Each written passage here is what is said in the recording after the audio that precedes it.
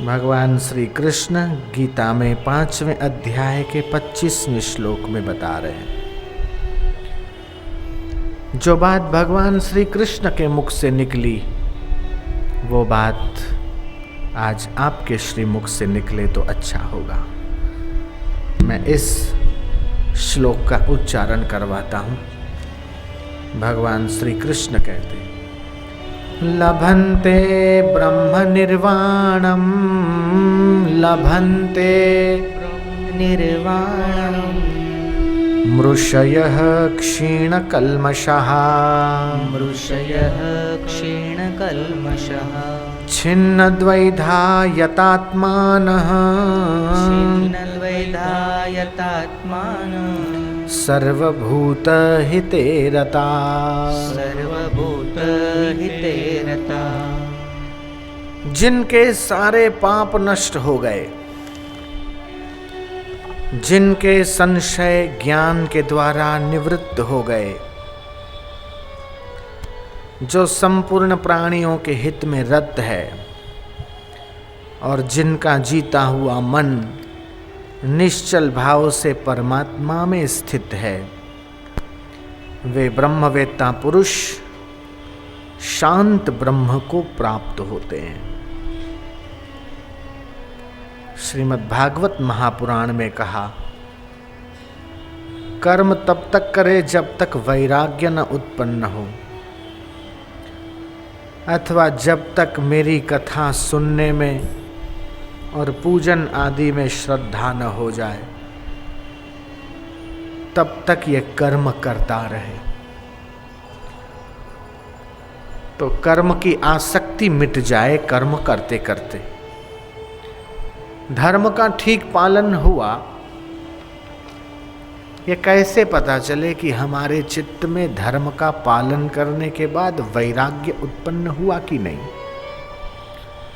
धर्मते बिरति योगते ज्ञाना, ज्ञानते मोक्ष पद पाए निर्वाणा। धर्म से वैराग्य होता है, योग से ज्ञान होता है और ज्ञान से मोक्ष पद की प्राप्ति होती है।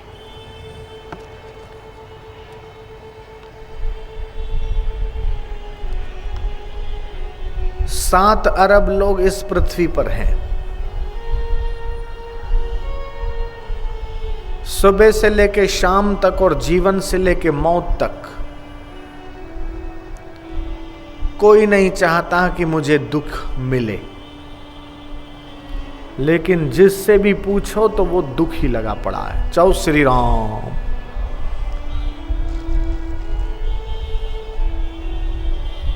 परिवार का दुख, किसी को शरीर का दुख, किसी को कोई दुख, किसी को कोई दुख। कभी न छूटे पिंड दुखों से जिसे ब्रह्म का ज्ञान नहीं। इस आत्मा के ज्ञान के बिना, ब्रह्म ज्ञान के बिना दुख से लाख कोशिश करो लेकिन छूट नहीं पाएंगे।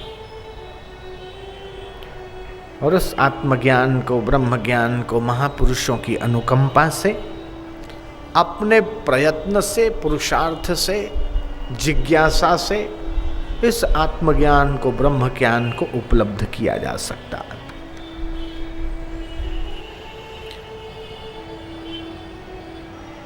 लभन्ते ब्रह्म निर्वाणम, कि जिनके सारे पाप नष्ट हो गए।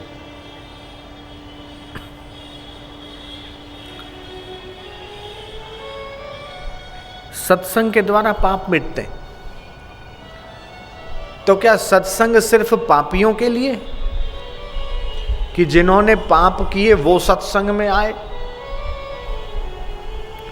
बोले जिसके कपड़े मैले हैं उसको भी साबुन की जरूरत है, और जिसके कपड़े मैले नहीं है, साफ है, लेकिन पहन लिए उतारे तो फिर भी साबुन की जरूरत है। पानी पीना हो तो भी पानी चाहिए, और हाथ धोने हो तो भी पानी चाहिए, और मैल निकालना हो तो भी पानी तो चाहिए।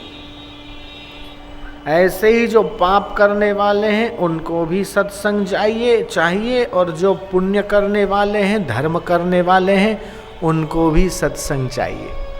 अरे जो बड़े बड़े ऋषि मुनि हैं, ब्रह्मवेत्ता हैं, महापुरुष हैं, वो भी सत्संग के द्वारा अपने मन को, बुद्धि को और जीवन को धन्य बना देते हैं। ये तो पावन करने वालों को भी पावन करता है। और इसलिए जब जब अवसर मिले जागृत श्रोत्रिय महापुरुषों के चरणों में जाकर सुनना। लभन्ते ब्रह्म निर्वाणम, जिनके पाप सारे नष्ट हो चुके और जिनके शंकाएं, संशय ज्ञान के द्वारा मिट गए। संशय सबको खात है, संशय सबका पीर। संशय की जो फाकी करे उसका नाम फकीर। हद टुपे सो ओलिया, बेहद टुपे सो पीर। हद बेहद मैदान में सोया दास कबीर।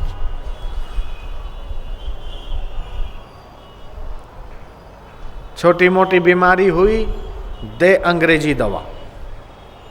ध्यान, योग, आसन, प्राणायाम करने से शरीर में से रोगों को जड़मूल से निकालो।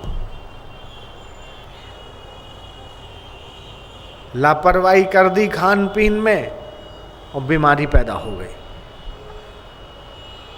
तो शरीर के पाप, मन के पाप, इन सब पापों से मुक्त होने की युक्तियां सत्संग में मिलती है। जिनके मन में भी शंकाएं हैं ईश्वर के प्रति, जीव और जगत के प्रति, धर्म अध्यात्म के प्रति, जितना जितना सत्संग सुनेंगे उतना उतना मन में शंका कुशंकाएं शांत होगी, संदेह निवृत्त हो जाएंगे। छिन्न द्वैधा यतात्मान सर्वभूत हिते रता। संपूर्ण प्राणियों के हित में जो रत है और जिनका जीता हुआ मन निश्चल भाव से परमात्मा में स्थित है, ऐसे ब्रह्मवेता का पूजन करने से और दर्शन करने से करोड़ों करोड़ों तीर्थ करने का पुण्य हो जाता है। गीतायाः श्लोक पाठेन गोविंद स्मृति कीर्तनात्, कि गीता के एकाद श्लोक का पाठ करने से, गोविंद नाम का स्मरण करने से, भजन करने से, कीर्तन करने से और साधु महापुरुष के दर्शन करने से करोड़ों करोड़ों तीर्थ करने का फल होता है। गीताया श्लोक पाठेन गोविंद स्मृति कीर्तनात् साधु दर्शन मात्रेण तीर्थ कोटि फलम लभेत। जिसके घर में गीता की पुस्तक है, उस घर में कि जहाँ गीता का पूजन होता है वहाँ अशुभ नहीं हो सकता। जहाँ राम का नाम है, गीता का गान है, गुरु मंत्र का जप है, वहाँ भूत प्रेत, डाकिनी शाकिनी, ये वो अशुभ चीजें उस घर में नहीं आएगी।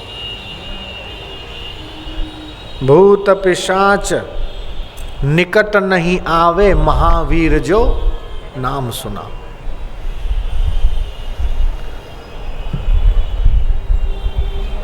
श्रीमद् भगवद गीता के महात्म्य में ये कथा आई। बरसात के दिन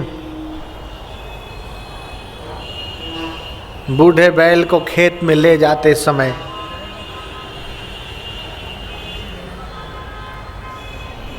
पैर फिसल गया, पास में गड्ढा था, गड्ढे में स्लिप हो गया, दलदल में फंस गया। ज्यों निकलने की कोशिश करे त्यों और फंसे। रस्सा बांधा उसके सींगों में, कुछ लोग आगे से खींचे, कुछ पूंछ से खींचे।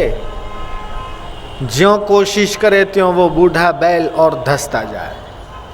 चारों पैर दलदल में, पूरा शरीर दलदल में, अब बचा केवल सिर। लोगों की भीड़ हो गई जमा, सारी कोशिशें व्यर्थ।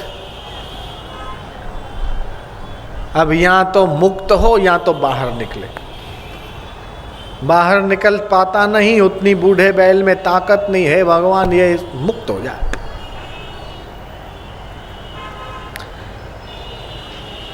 बेचारा बड़ा दुख पा रहा है। रिबा रिबा के मरना, उससे तो एक झटके में मरना अच्छा। एक वैश्या वहां से गुजरती है, उसने देखा ये काहे की भीड़ है। हाँ, बैल फंसा है दलदल में, निकल नहीं पा रहा। हे भगवान, हाथ में पानी लिया, इस बैल की सदगति के निमित्त मेरा जो भी कुछ पुण्य है,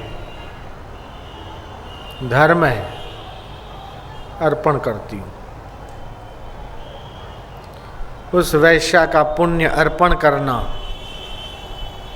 और उस बूढ़े बैल का प्राण छूटना। शरीर ढल गया, शरीर मरता है, जीव आगे की यात्रा करता है। भगवान कृष्ण अर्जुन से कहते हैं, बहूनी में व्यतीतानि जन्मानि तव च अर्जुन। अर्जुन, तेरे और मेरे बहुत सारे जन्म बीत गए। इस बात को तू नहीं जानता, मैं जानता हूं।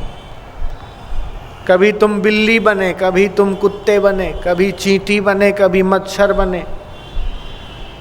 1,84 योनियों में घूमते घूमते घूमते अब मनुष्य बने। अब बीच में हो, ऊपर का रास्ता भी है, नीचे का रास्ता भी है। सत्संग सुना, भजन ध्यान किया, सेवा किया, धर्म किया, पुण्य किया, ऊर्ध्व लोकों में जाओगे, देवताओं के लोकों में।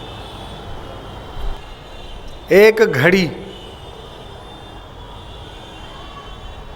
मतलब 22.5 मिनट, 22 मिनट मना हिकड़ी घड़ी थी अमा।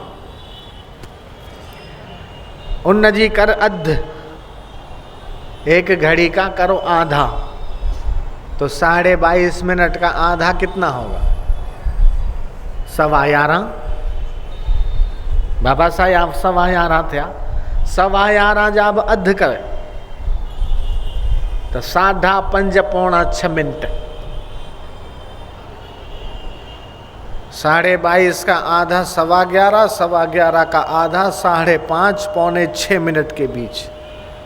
इतनी देर भी अगर श्रद्धा से, प्रेम से, भक्ति से और विश्वास से सत्संग सुना तो तुलसीदास जी बोलते हैं कि कटे कोटि कोटि अपराध, करोड़ों करोड़ों अपराध मिटते।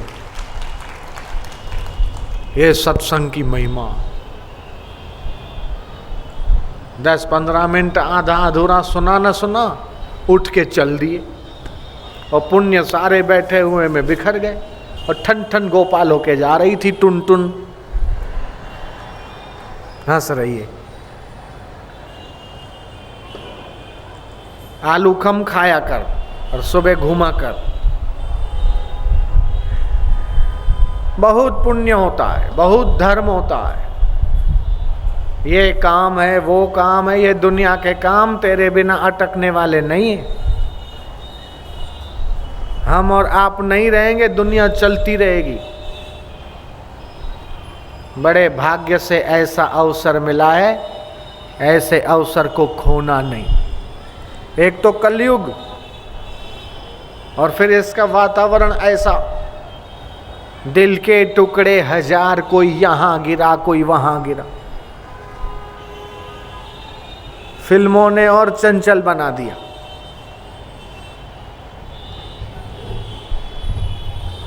एक गाना चल पड़ा था, फिर उसके ऊपर बैंड लग गया। अमूल बटर का नाम सुना होगा, आनंद में बनता है। वहाँ पे 11:30 बजे पार्टी हुई, ये बोफे पार्टी। ये आजकल ये विदेश का सिस्टम चल पड़ा है। कॉकटेल पार्टी, बफे पार्टी में बफे पार्टी है कि बफेलो पार्टी है, समझ में नहीं आता है।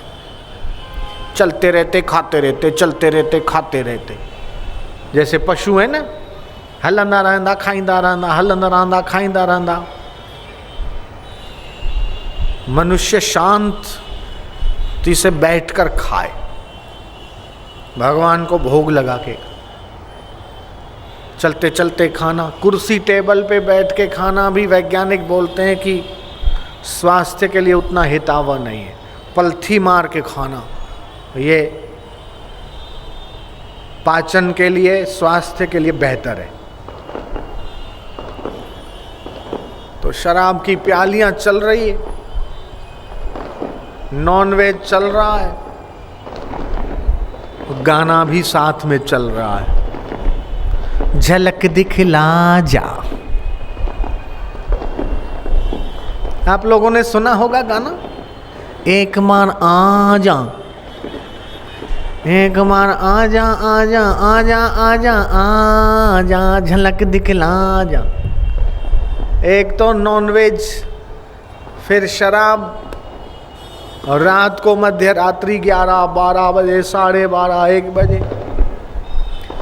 वैसे ही नेशनल हाईवे नंबर 8 एक्सीडेंट होते रहते, और भूत प्रेत जो अकाल मृत्यु में मर गए, अपमृत्यु हो गई, वो भटकते रहते, उनको जीवन नहीं मिलता।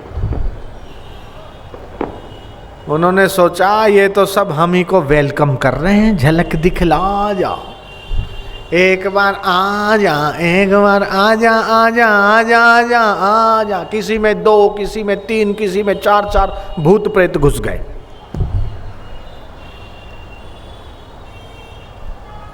पति का नाम है मोहन, और गया पत्नी को बोलता है मैं तो हुसैन हूं, मैं तो जुनैद हूं। है तो कमला, बोलती है मैं तो हसीना हूं। आप समझ गए, किसी में 2 प्रेतात्मा, किसी में 4, किसी में 3, कोई किसी टूणे टोटके वाले के पास, कोई किसी तांत्रिक के पास, कोई किसी भुए के पास भटक। ये बात फैली, चैनलों में दिखाई गई, और फिर इस गाने के ऊपर बैन लगाया गया कि ये गाना बंद करो, क्योंकि इस गाने को सुनने से भूत प्रेत शरीर में घुसते। झलक दिखला जा, एक बार आ जा, ये गाना सुन के मजा लेते हो। इससे तो अच्छा है भगवान के नाम से तुम्हारा हृदय आनंदित होने लगे। जब ही नाम हृदय धर्यो, भयो पाप को नाश, जैसे चिन्हगी आग की पड़ी पुराने घास। मैं कथा उस बैल की कर रहा था। वैश्या का पुण्य अर्पण करना, उस बैल की सदगति होना। उस नगर का राजा, कितने समय से उसे संतान नहीं था। डॉक्टरों के पास, हकीमों के पास, इधर उधर। 6-8 महीने 10 महीने हुए, राजा के घर एक सुंदर तेजस्वी पुत्र रत्न की प्राप्ति हुई। चंद्रमा की कलाएं जैसे बढ़ती है, ऐसे वो बढ़ने लगा। 16 साल का राजकुमार हुआ, पूर्व जन्म की उसको स्मृति आई।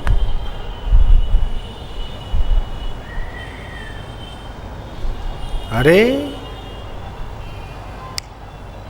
मैं तो पिछले जन्म में दलदल में फंसा हुआ बैल था, जीवन और मौत के बीच झोंके खाना था। लेकिन एक देवी ने पुण्य अर्पित किया। उस पुण्य का ये प्रताप कि मैं राजा के घर, राजा का बेटा राजकुमार बन के पैदा हूं। उस माता का मैं शुक्रगुजार हूं। ये मेरे ऊपर उसका बड़ा उपकार है, मैं उसका ऋणी हूं। फल फूल मेवा मिठाई अशर्फियाँ लेकर उस राजकुमार ने वैश्या का पता किया कि कहाँ रहती है। उसके घर गया।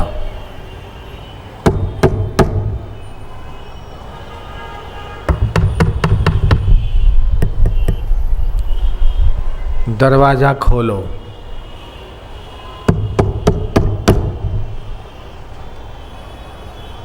वो वैश्या बूढ़ी हो गई थी,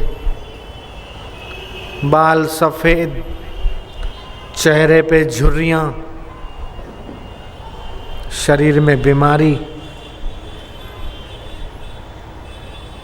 कौन है? बोले मैं इस नगर के राजा का बेटा राजकुमार। वैश्या चौंकी। मेरे पास कुछ नहीं है, न यौवन है न रूप है। पूरी जिंदगी मैंने पाप कमाया, क्यों अपनी बर्बादी करने के लिए मेरे द्वार पे आया है तू? वापस चला जा।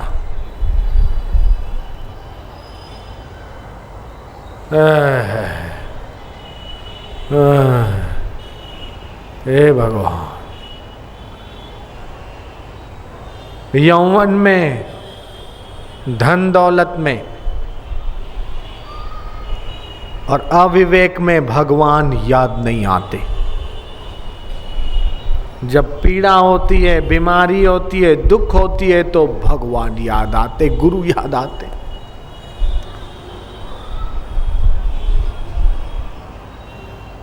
दुख में साथी कोई नहीं, सुख और अनुकूलता में सब साथी बन जाते हैं, मुसीबत में सब किनारा कर लेते हैं। ये दुनिया की रीत है। ऐ राजकुमार, मैंने तो मेरी जिंदगी बर्बाद कर ली, तू भी अपनी जिंदगी बर्बाद करने आया यहां पे?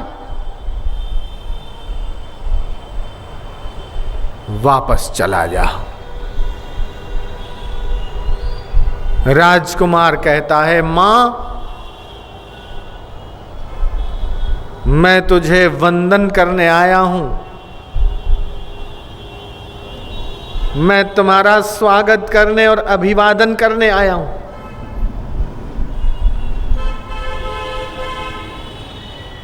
खाट पर सोई हुई रोगी अवस्था में वो वैश्या ने जब सुना मां, उसकी जिंदगी में शायद ये शब्द उसने नहीं सुना था। उसका हृदय भर आया। बेटा, पहले सोच रही थी ये गलत विचार से यहां पर आया है, लेकिन जो ही इसने सुना राजकुमार के मुंह से मां, तो वैश्या समझ गई कि इसका भाव अशुद्ध नहीं है, शुद्ध है। ये बुरे भाव से नहीं, लेकिन पवित्र भाव से आया। चलने बैठने में लाचार वैश्या ने डंडा ढूंढा, धीरे धीरे डंडा उठाकर आगे बढ़ी, दरवाजा खोला, हाथ जोड़े राजकुमार खड़ा। हाँ बेटा, हाँ माता, आओ आओ बैठो। साथ में सेवकों के द्वारा फल फूल के टोकरे लेके और उपहार लेकर उस वैश्या को, राजकुमार, ये सब काय के लिए? बोले माँ याद करो आज से 16 साल पहले एक बूढ़ा बैल दलदल में फंसा था, बरसात के दिन थे। हाँ बोले बहुत सारे लोग, टोला इकट्ठा हो गया था। बात तो बहुत पुरानी है। बोले हाँ। और याद करो आपने हाथ में पानी लिया और उस बूढ़े बैल की सदगति के निमित्त अर्पण किया। हाँ हाँ हाँ बेटा याद है, याद आ गया। मैं अभागिन, मैं पापिन, मेरे जीवन में क्या धर्म, मेरे जीवन में क्या पुण्य, लेकिन फिर भी मुझे याद आता है कुछ पुण्य था। राजकुमार कहता है वही बूढ़ा बैल मैं हूं। तुमने कौन सा पुण्य अर्पित किया मां, ये जानने के लिए और तुम्हारा धन्यवाद करने के लिए मैं तुम्हारे पास आया। कोई तुम्हारे साथ अच्छा करे उसका ऋण कभी मत भूलना।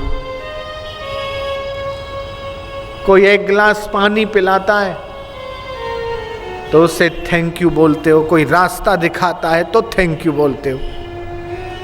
जो तुम्हें सत्संग में पहुंचा दे, जो तुम्हें किसी ऐसी धर्म की जगह पे जिससे तुम्हारा ये लोक और परलोक मंगलमय हो, ऐसी किसी पवित्र जगह पे किसी महापुरुष के चरणों तक जिसने पहुंचा दिया हो, ऐसे व्यक्ति का भी कभी उपकार मत भूलना। जिसने तुम्हें श्रेष्ठ मार्ग पर लगाया, सत्संग तक पहुंचाया, उसका तुम्हारे ऊपर बहुत बड़ा उपकार है।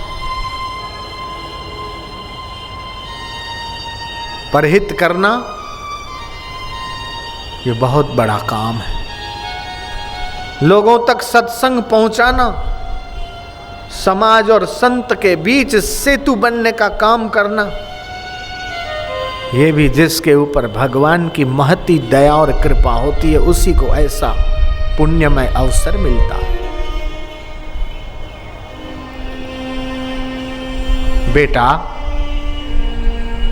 गलत लोगों का गलत लोगों के साथ परिचय होता, अच्छे लोगों का संपर्क अच्छों के साथ होता है और गलत लोगों का गलत लोगों के साथ होता है।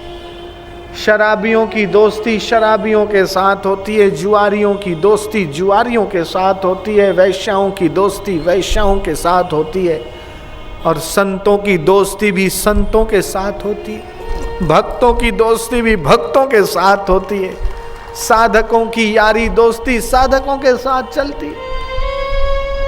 बेटा, मेरे पास भी अक्सर गलत काम करने वाले लोग आया करते थे।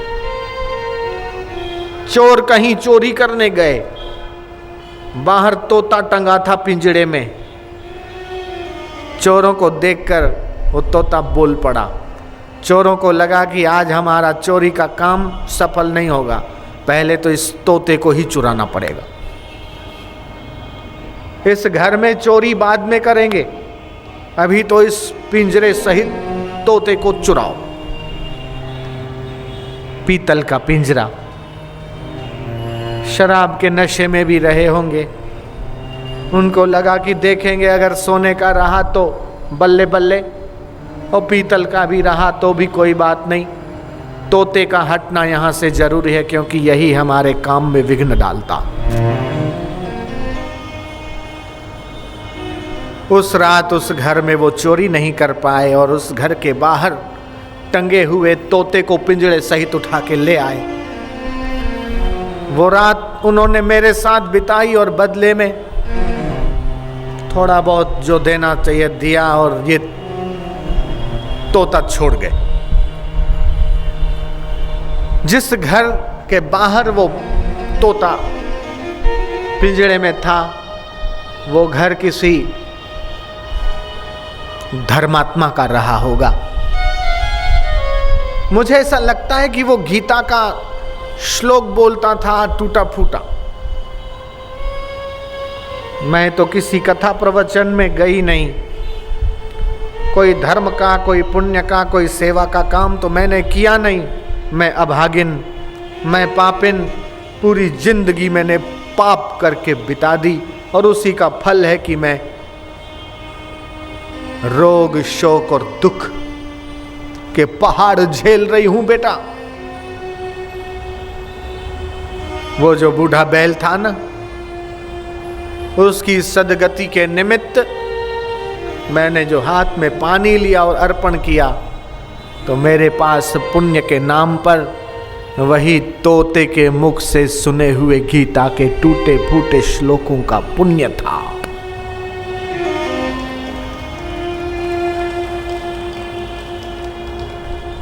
राजकुमार आश्चर्य से उस वैश्या की बात सुन रहा। मां, पुण्य सिर्फ उस तोते के मुख से सुने हुए गीता के श्लोकों का, और कुछ नहीं? बोले ना बेटा, और कुछ नहीं। धन्य हो आप कि आपने तोते के मुख से सुने हुए उन श्लोकों का पुण्य मुझे अर्पित किया। वही बूढ़ा बैल मैं हूं। अगर तुमने वो पुण्य अर्पित न किया होता तो आज मैं राजकुमार भी न होता। वैश्या और राजकुमार दोनों के आश्चर्य का ठिकाना न रहा। बोले अब तो गीता का पाठ हर रोज करना पड़ेगा, यही मेरी सदगति का कारण बनेगा। राजकुमार ने धन्यवाद और कृतज्ञता का ज्ञापन करके और जो देना था दे के वहां से विदा ली और भगवत गीता का खूब श्रद्धा और प्रेम से पठन चिंतन करने लगा। अगर तोते के मुख से गीता के टूटे फूटे श्लोकों को सुनने का और उसके पुण्य का ये फल हो सकता है कि एक बूढ़ा दलदल में पड़ा हुआ बैल राजकुमार बन सकता है, राजा का बेटा बन सकता है, तो कोई अगर संत के मुख से, महापुरुष के मुख से, सदगुरु के मुख से गीता का श्लोक सुने और उसका पाठ करे और उसके अर्थ का श्रवण करे तो उसका कितना कितना पुण्य रहा हो। गीता क्या है? गीता भगवान का गीत है। गीता क्या है? चलो पूछते हैं देवकी नंदन से। ये टेढ़ी टांगों वाले, टेढ़ी नजर वाले,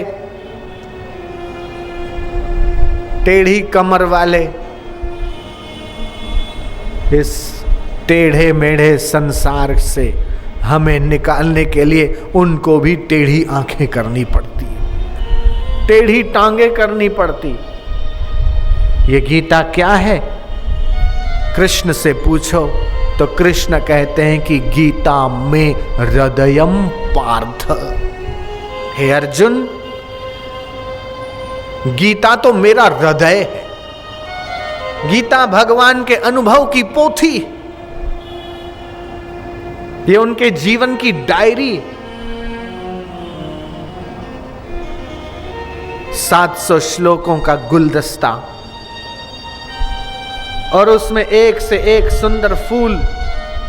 5,500 साल बीत जाने के बाद भी ये देखो जगत गुरु कृष्ण का बनाया हुआ 700 श्लोकों का ये गुलदस्ता आज तक उसकी सुवास कम नहीं हुई और बढ़ती चली जा रही है और लोगों के जीवन को निहाल कर रही।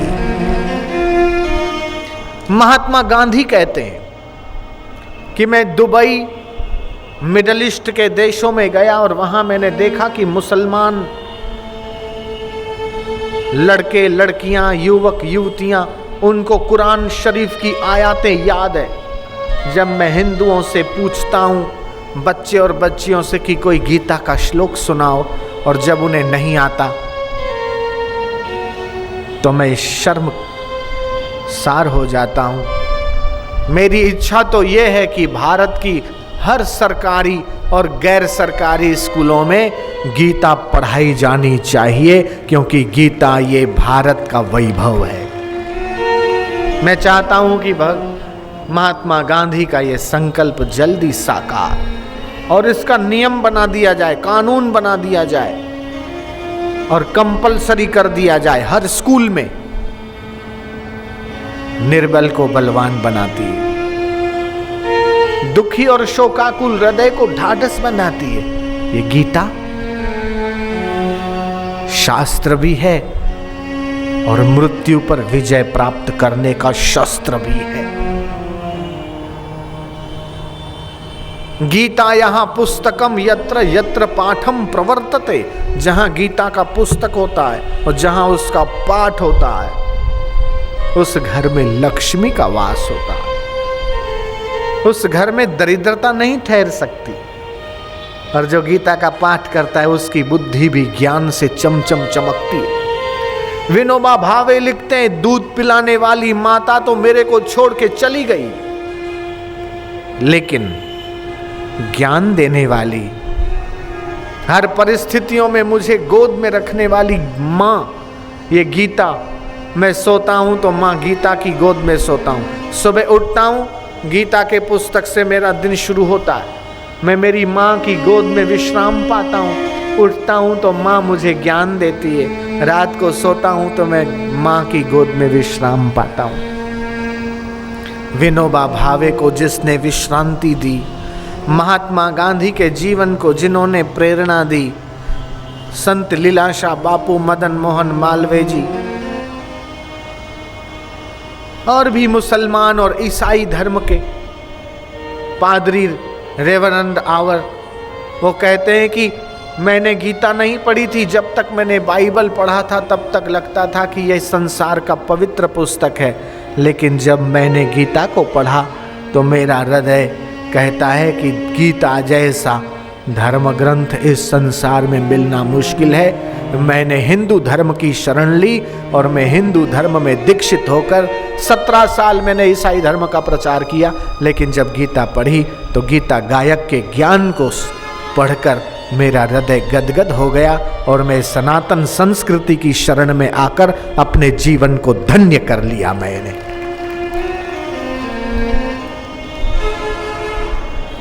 सर्वोपनिषदो गावो, सारी उपनिषदें गाय है, दोहने वाले जगत गुरु श्री कृष्ण हैं।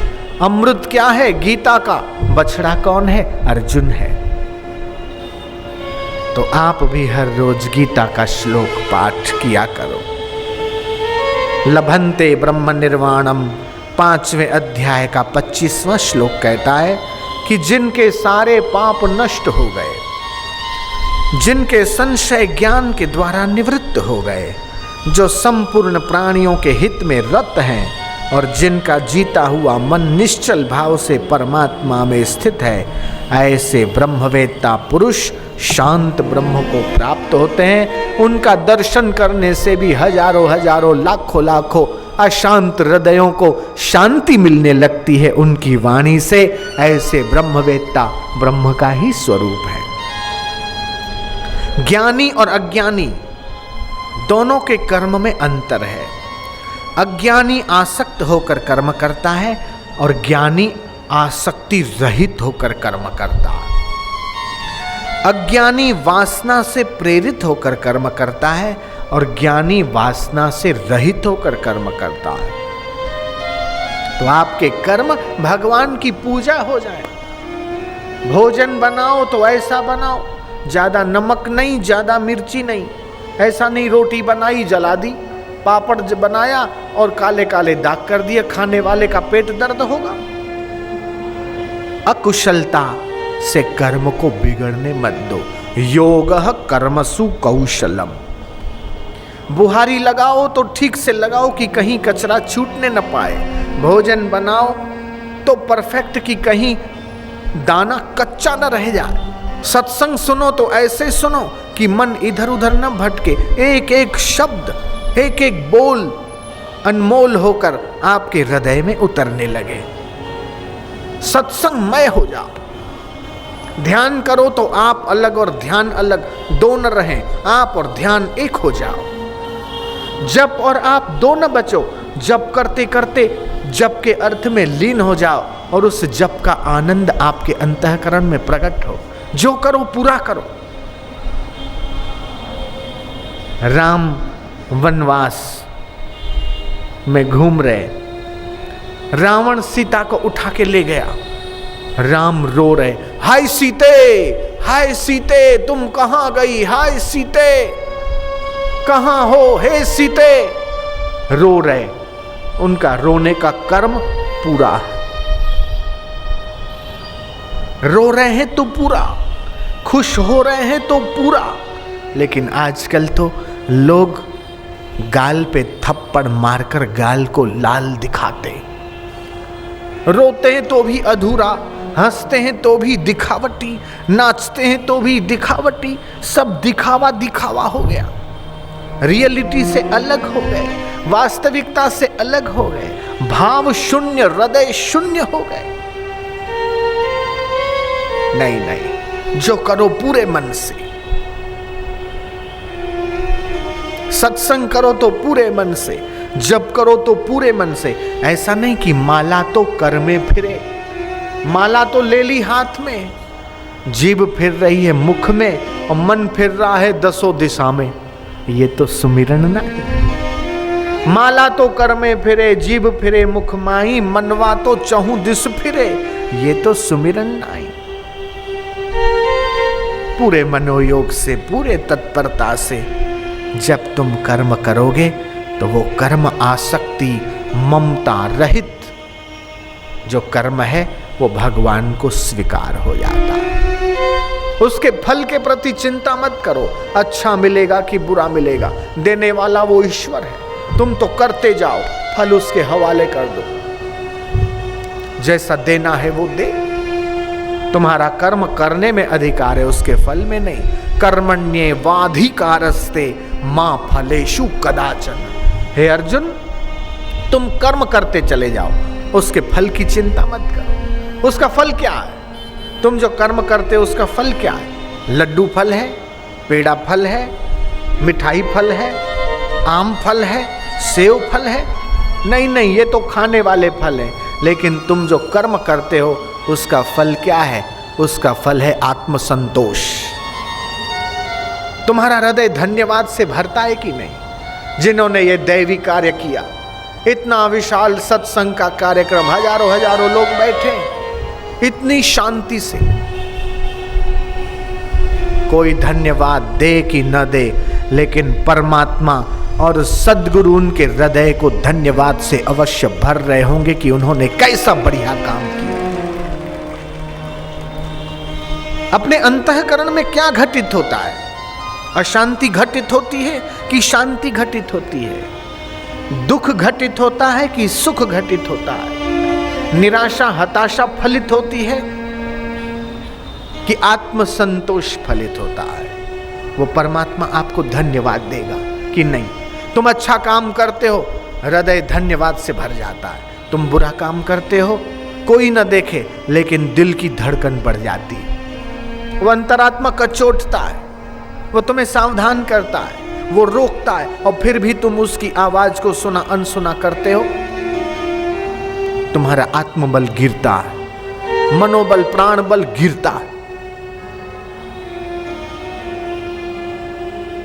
तो वो प्रेरक है, उपद्रष्टा अनुमंताश्च भर्ता भोक्ता महेश्वर। वही भरता है, उपद्रष्टा वो देखने वाला है, दृष्टा है, साक्षी है, अंतर्यामी है। उस परमात्मा की प्रसन्नता के लिए कर्म करो, आत्मसंतोष मिलेगा। श्रीमद् भागवत के 10वें स्कंद 11वें स्कंद के 20वें अध्याय के 9वें श्लोक में कहा है, तावत् कर्माणि कुर्वीत न निर्विध्येत यावता मत कथा श्रवणादौ वा श्रद्धा यावत जायते। कर्म जब तक करे तब तक करे जब तक वैराग्य न आए, अथवा मेरी कथा सुनने में पूजन आदि में श्रद्धा न हो जाए, तो उस भगवान के चरणों में श्रद्धा हो, भक्ति हो, प्रीति हो। ते पापनुवत्नि मामेव सर्वभूत हिते रता। प्राणी मात्र के हित में केवल रत हो तो वो मुझे प्राप्त हो जाएगा।